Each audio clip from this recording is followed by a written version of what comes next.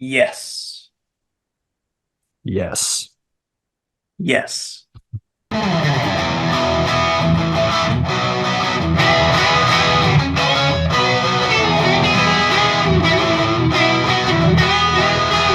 It's Rap Constructs Records! Rap Constructs Records! It's Rap Constructs Records! It's Rap Constructs and got a lot!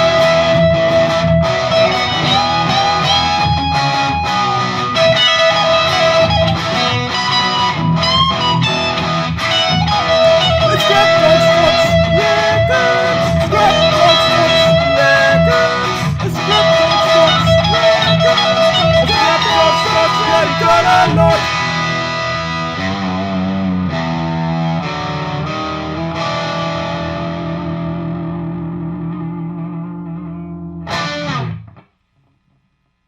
Welcome back, everybody. Today, we are beginning our journey through the legendary prog giants of Yes. Before they were a progressive band, right now. We're starting with their debut album right here. So it was released in 1969, ahead of its time to say the least. And we are going to go, Bryer and I are going to go through all of their albums up till 1991's Union, kind of give our opinion of all of them, do a review, and then talk about which ones we like, which ones we don't, if there even are any that we don't like, give our opinions on the songs, and everything in between. If you have not, you really need to go subscribe to Breyer's Music Showcase because his YouTube channel is amazing. Thank you. And And let's don't go forget to ahead subscribe to and, this channel as well. yes. Um, let's go ahead and dive into Yes. So, Bryer, I know you have kind of some history with the band Yes. I do. So, yeah, when it comes to Yes, they're one of the progressive rock bands I probably have the most history with. I think I've been a fan since I want to say 2017, 2018 was kind of when I got into them. And we probably have the same story because the first time I ever heard Yes was through a meme. No, And of no. course, of course, that meme was that to be continued meme, which was made popular from that anime JoJo's Bizarre Adventure, and that was pretty popular. And I remember when I first heard that meme, at first I thought it was funny, but then I heard the song and I was like, yeah, the song's actually kind of cool because again, it has that acoustic intro and then goes bam right into that bass line. And I was wondering, like, oh, wonder what that song is. And when I looked it up, it was by Yes. And so that kind of got me interested. I went and bought Fragile, which you can kind of see back there. That was the first Yes album I ever got. And it took me a bit for me to actually like, kind of, because it was music I was not used to at that point. And so it kind of took me a bit to warm up to it. And that was kind of getting to 2017, 2018, where it finally clicked. And from then on, I was kind of hooked. And so for a good couple of years or so, maybe 2 years, I was pretty much obsessed over Yes. Um, I'll let you, once we get to there's a certain album that really made it me a Yes fan, but we'll get to that when we get to that episode. But yeah, from then on, they've helped me expand my horizons when it comes to more experimental music, more progressive music. And from then, they've always been that band that I always have a little bit of attachment to. Of course, when it comes to progressive rock, to me, Genesis is my personal favorite, but Yes will always have a very, very special place in my heart. So that's basically my history with the band. Rush is probably my favorite, but Rush is more of a rock band with progressive tendencies than a Mm. full prog rock band. So if we're gonna go with that definition, then Yes would be my favorite.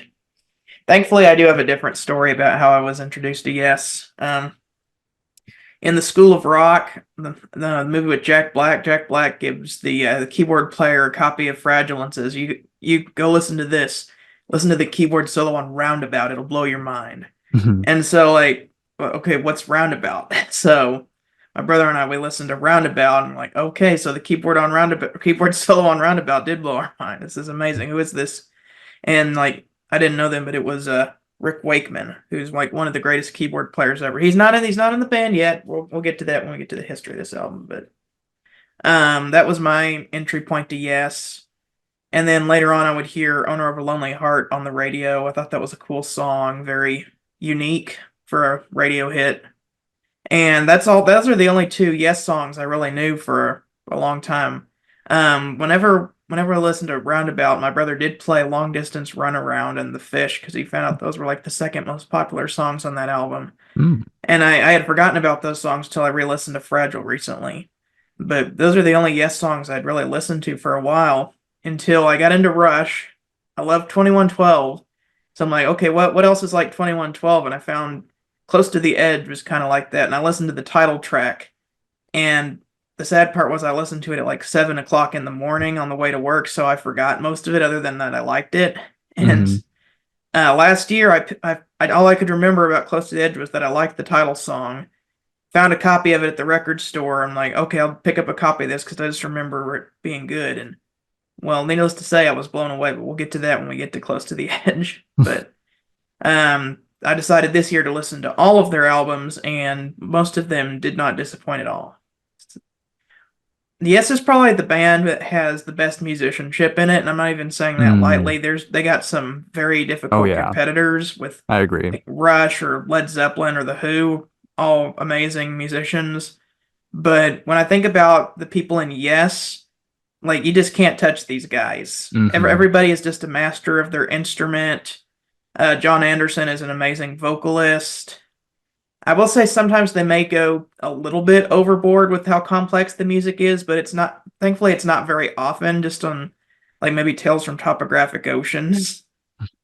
If they'd have made that a single album, it would have been fantastic. But again, I keep getting ahead of myself there. But most of the time, the experimentation and the complexity of the music isn't really overboard for me. I think it's actually very welcome to get to hear. But we're not quite there yet. This album right here is more just straightforward rock with a little bit of jamming, like with a lot of jamming on it. Yeah, it's kind of a little bit of psychedelic music as well. Yeah, a little psychedelic in there too. Yeah, I was surprised to hear that this had come out in 1969. I would have guessed 1970 maybe, but Mm. not 1969. This came out the same year as Abbey Road, which is Hmm. crazy. And 1969 was honestly probably the biggest year for music, if I'm Oh thinking yeah, about it, because it was a big transitional year where the 60s meets the 70s. right. Yeah, I mean, 69 is probably my favorite year when it comes to the 60s. I mean, most of my albums in my collection are from 69. Well, not like most of it, but if we just take the 60s, most of the albums I have are from 69. Yeah, like Abbey Road by the Beatles, Let It Bleed by the Stones, Led In the Court of Zeppelin Crimson 1 and King, 2. Yes, which is an album I want to review. I recently got that album. I don't have it with me, but I do have the record for that one now. sweet, cool. As of right now, it's the only King Crimson album I can really recommend, but maybe I just haven't listened to the other ones yet enough. Hmm. Oh yeah. Um, three Creedence Clearwater Revival albums. Uh, there's this Tommy by the Who, Chicago Transit Authority. Chicago Transit Authority. Wow, 1969 is the year that like a lot of 60s bands put out one of their best albums, or the year that like a lot of 70s bands got their starts. Now that I'm Hmm. thinking about it, so very important year for music. All right, before we get into the track by track, would you like to get just give a little bit of history about this particular album before we start? Course. So basically, a little story. So a lead singer and a bass player walk into a bar. Jokes aside, well, not really joking, because technically that's how it happened. Because basically, John Anderson and Chris Squire, the bass player, they met at a bar because they were both in separate bands, but they kind of heard about each other and they kind of met up, and it was kind of instantaneous. They kind of knew they wanted to get together. They knew they had something going on, and so they started getting together. Brought in some other guys that they knew from other bands. They brought in Peter Banks, who was on guitar, and then they have Tony Kaye on organ, keyboard, piano, and on drums you have Bill Bruford, who does percussion and drumming. And so they kind of were kind of fumbling around with names, and so eventually, I believe it was Peter Banks who was actually saying like, how about yes? And then the other guys were like, the yes? No, yes. And they were like, perfect. And so there you go. The name was born. Eventually they started to get more recognition. They started playing more.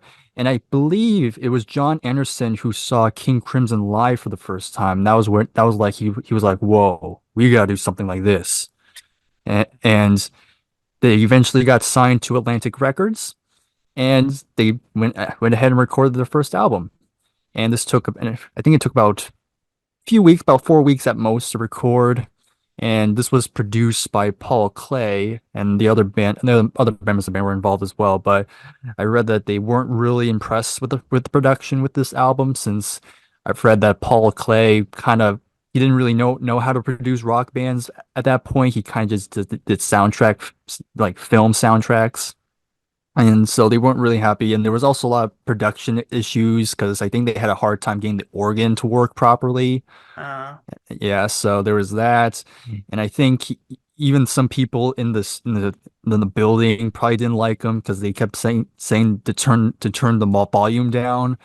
And so yeah, they wasn't the greatest recording experience, but lo and behold, they got this album done, and yeah, this there's you got a nice little start to this band here. well, it's taking me a while to realize, but I think Atlantic is probably my favorite record label. Oh You got yeah. lots of lots of amazing artists on that one, from rock to even to jazz. Like lots of, Hmm. I think Coltrane was on Atlantic. Yeah. But interesting that it started with Anderson and Squire because they're kind of the only two consistent members, even though both of I mean Squire only really like wasn't in the band after he died. He was John Anderson Mhm. left a few times, but Yeah. It was they're really Chris who stood out the longest. yeah, kind of interesting that it's starting with them. Hmm. Okay, here is my record. I got it recently. Here on the back, you can see the Yes logo, that one there. Yep. And it's interesting because there's a little essay from a guy from Melody Maker magazine who says that like if he could pick two artists that he thinks were gonna make it far in 1969, it was Led Zeppelin and Yes. Well, that's a great prediction So, there. yep. Okay, so let's go ahead and get into track one, Beyond and Before. Right. Yeah, pretty strong opening track. I do like the opening guitar riff by Peter Banks. Just kind of gets your attention pretty quickly. Very simple, but I think it's pretty effective. And again, you hear Bill Bruford's drumming. I know Bill has said, and I can kind of hear it, that yeah, the drumming doesn't sound the greatest, has a very tinny sound to it. Uh, but overall, his playing is pretty solid all the way through, and you can kind of hear the Chris's bass, because Chris is one of my favorite bass players, and even early on, you can hear his bass is very upfront. I mean, he uses the pick mostly. It definitely has a much gritty tone to it, which really is outstanding.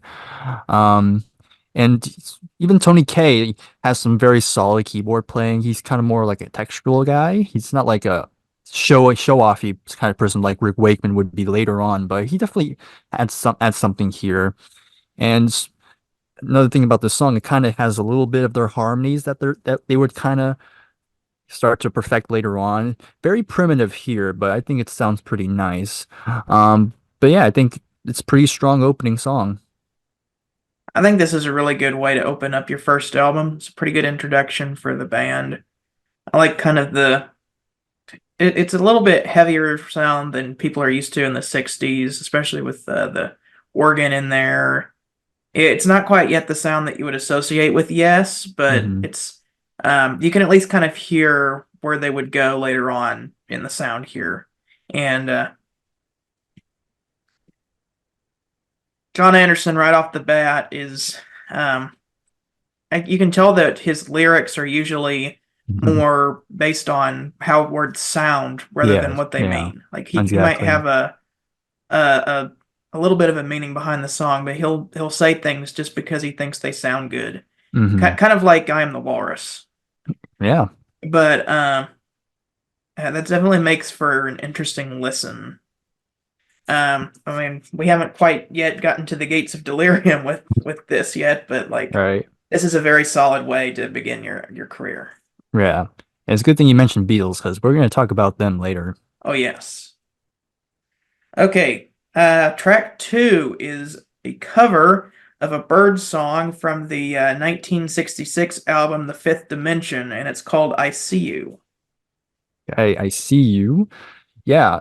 It's funny enough, for a while, even when I when I bought this album, for a long time, I didn't know it was a Birds cover. Like I knew it was a cover, but I didn't know it was by the Birds. And I didn't even hear the original version until me and Nick did our Bird series. Like that was the first time I heard the actual song. Um, and so it's pretty interesting. I still really enjoy the Birds version. I think it's a very good song. But it's kind of one of those instances where it's whenever you hear a certain version of a song, you kind of start associating that version more, because it's the first time you hear it. Um, but so yeah, b bottom line, I am gonna say I do kind of prefer this version than the Birds version. Again, the Birds version is great, but again, I still have this attachment to the Yes version. And of course, the big difference with the Yes version and the Birds version is that is like pretty much twice as long as the Birds version.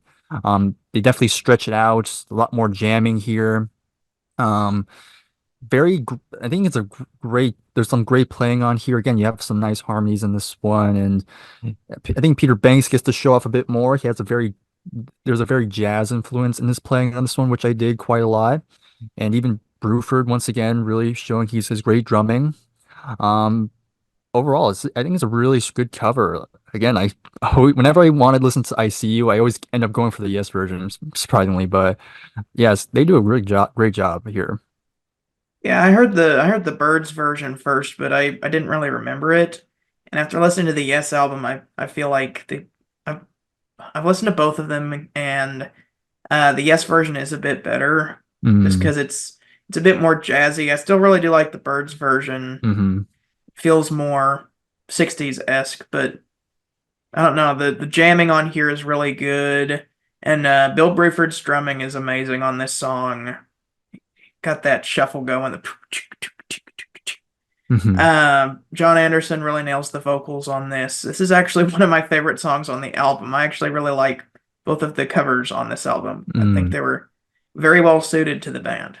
hmm Okay, track three, and I am not talking about the Beatles album with the Butcher cover. It's Yesterday and Today.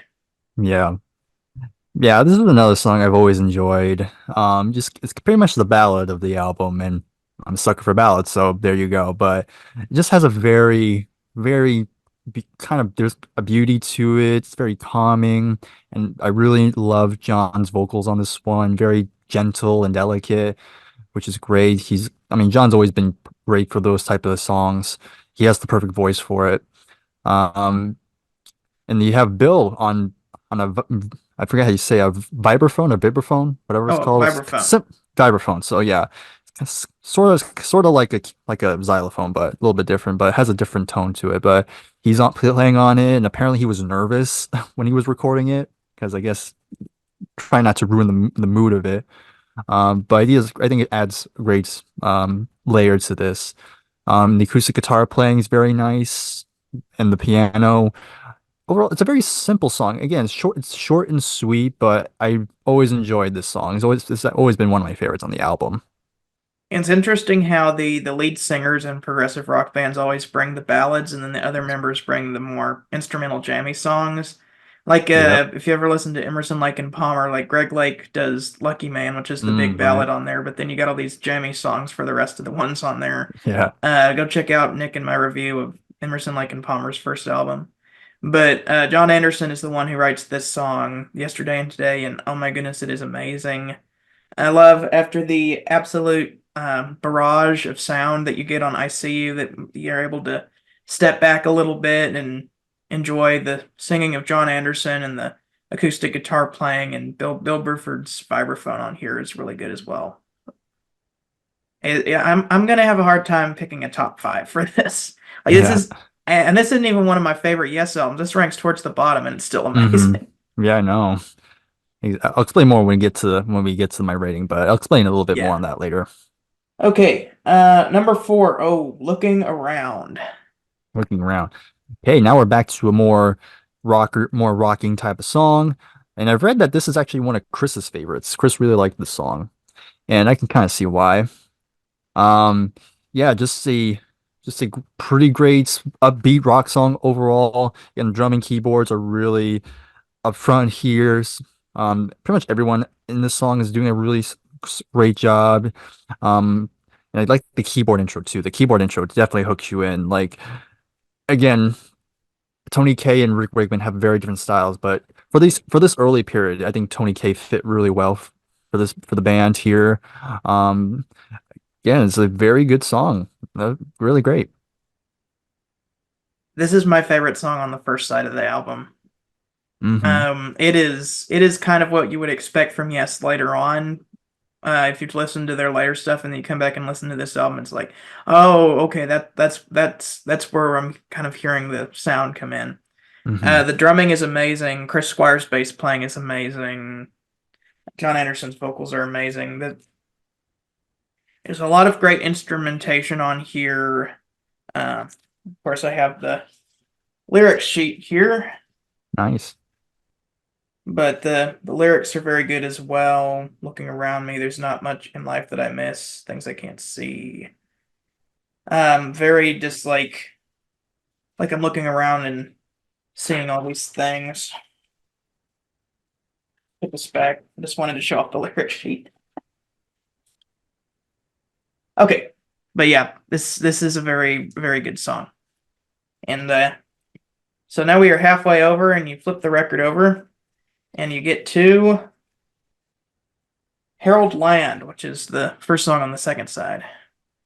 Hey, so the title of the song actually came from Bill, and apparently Harold was a real person that they knew.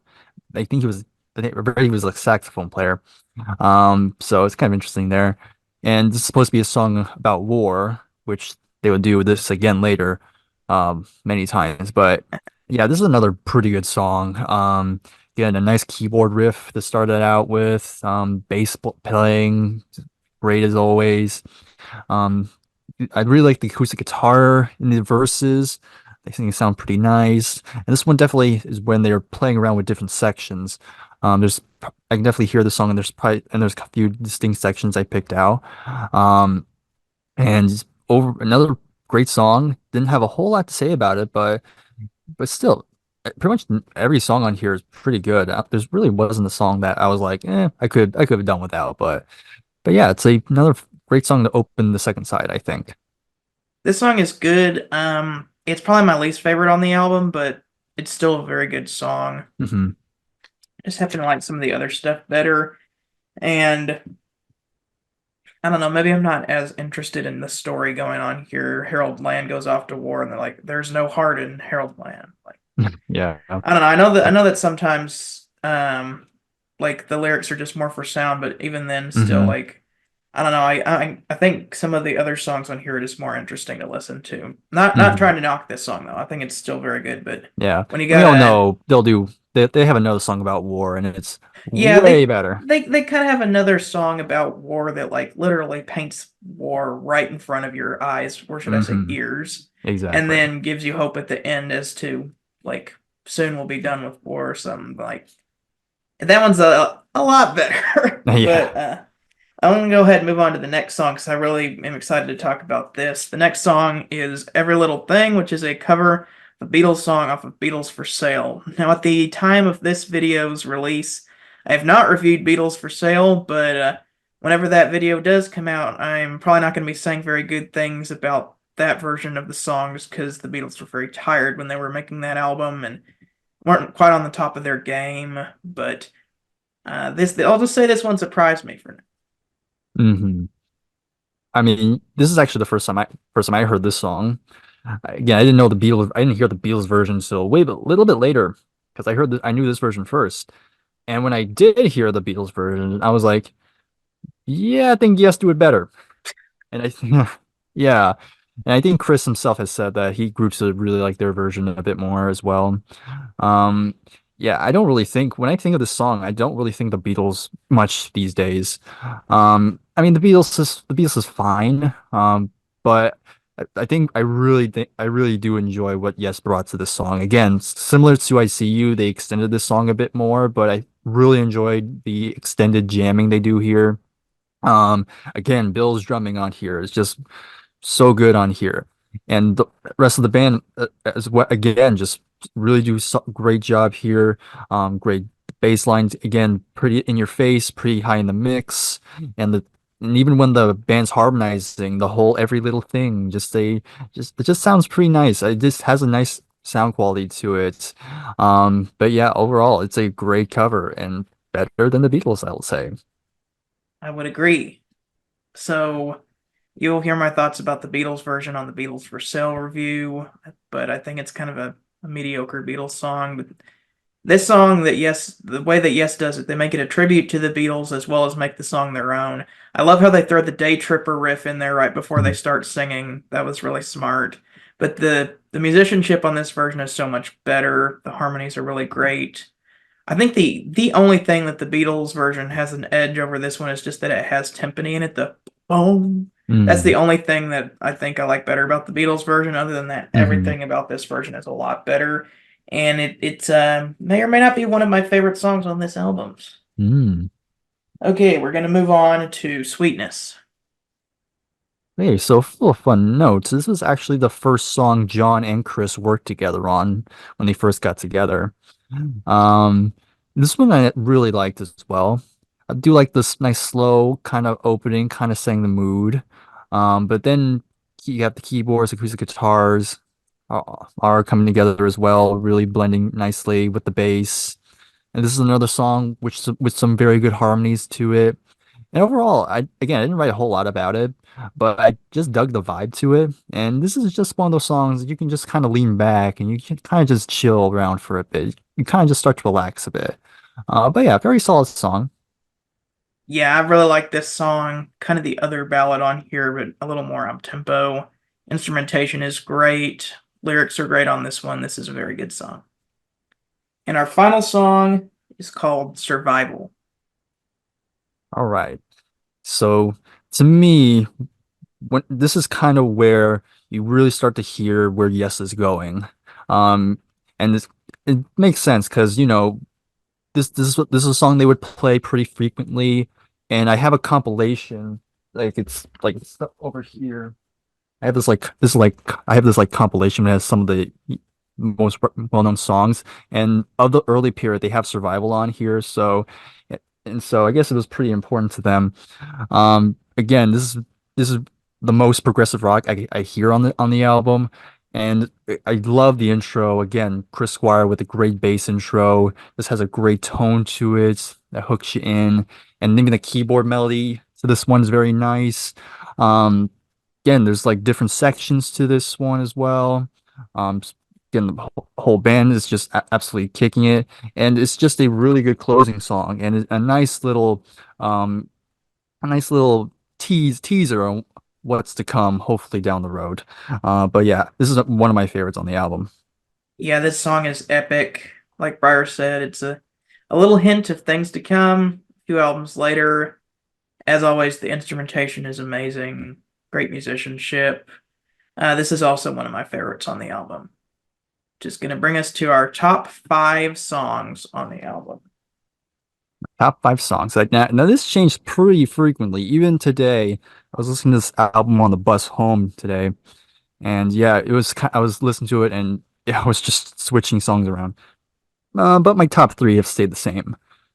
So number five, I have Every Little Thing. Number four, Sweetness. Number three, Yesterday and Today. Number two, I See You. And number one, Survival.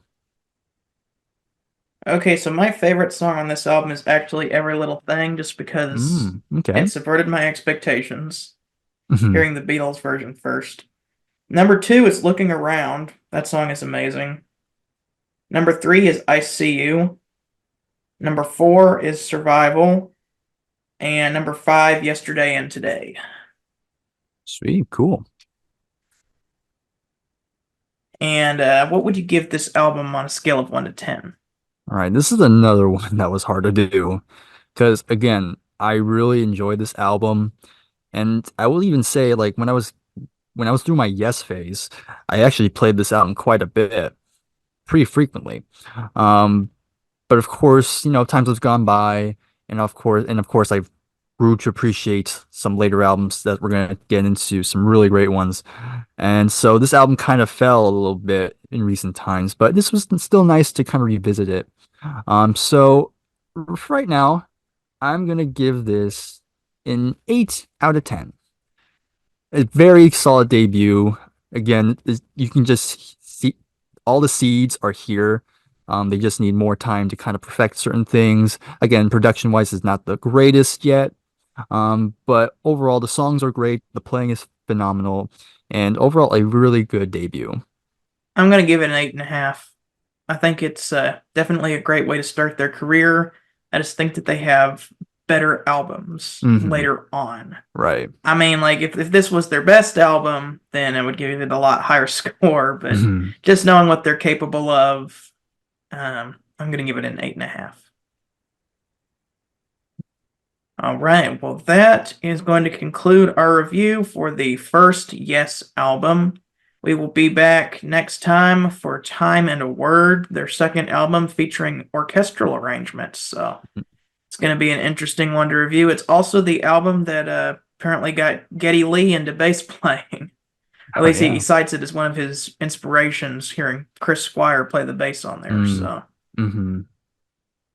all right. Well, thank you for watching. And until then, remember that music is art and art is expression. See you later.